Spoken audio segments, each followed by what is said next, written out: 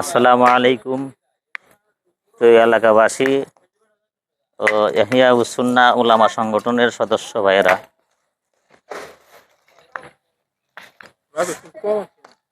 সকলের অবগতির জন্য জানানো যাইতেছে যে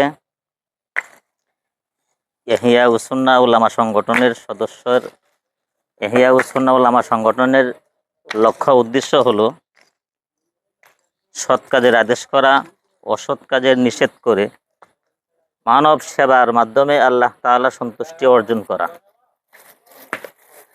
তারই ধারাবাহিকতায় আজকে আমাদের গোয়াতলা মসজিদের সামনে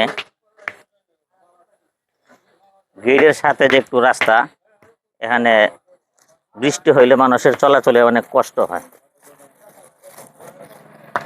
পাও পিছলে অনেকেই পড়ে যায়, অনেক মুরব্বীরা চলাফেরা করতে পারে না, রিস্ক হয়ে যায় অনেক। সেই কষ্টটা দূর করার জন্যই আজকে আমাদের সংগঠনের পক্ষ থেকে এখানে কিছু রাবিশের ব্যবস্থা করছি, যেন মানুষের কষ্টটা আর না হয়। সকলেই দোয়া করবেন যেন আমরা সব সময় মানুষের সেবায় নিয়োজিত থাকতে পারি, গরিব দুঃখী মানুষের পাশে থাকতে পারি, সমাজের সেবা করতে পারি, বিভিন্ন ভালো কাজের মাধ্যমে যেন সংগঠনকে এগিয়ে নিয়ে যেতে পারি। আপনাদের সকলের কাছে আমার আকুল আবেদন,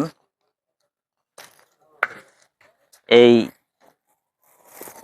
ভালো কাজে, এই সংগঠনের কাজকে সকলে এগিয়ে নেওয়া, এই সংগঠনের কাজকে সকলে এগিয়ে নেওয়ার চেষ্টা করবেন। হাদিসে আসছে, রাসূলুল্লাহ সাল্লাল্লাহু আলাইহি ওয়াসাল্লাম বলেন, যে ব্যক্তি ভালো কাজের পথ দেখা, সে ওই ভালো কাজ করার মতো সওয়াব পায়। তারই ধারাবাহিকতায় আপনাদের কাছে আমার আকুল আবেদন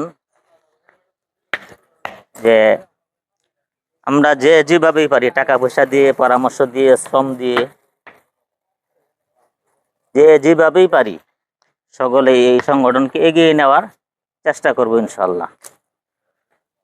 যদি কোনো ভালো কাজ করতে নাও পারি, কমপক্ষে ভালো কাজের বাধা হয়ে দাঁড়াবো না, যেন কোনো ক্ষতি হয় এমন কোনো কাজ না করব।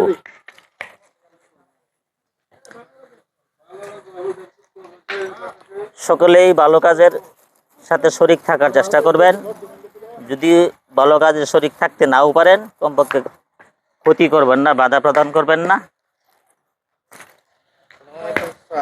সকলের কাছে আমার এই আহ্বান রেখে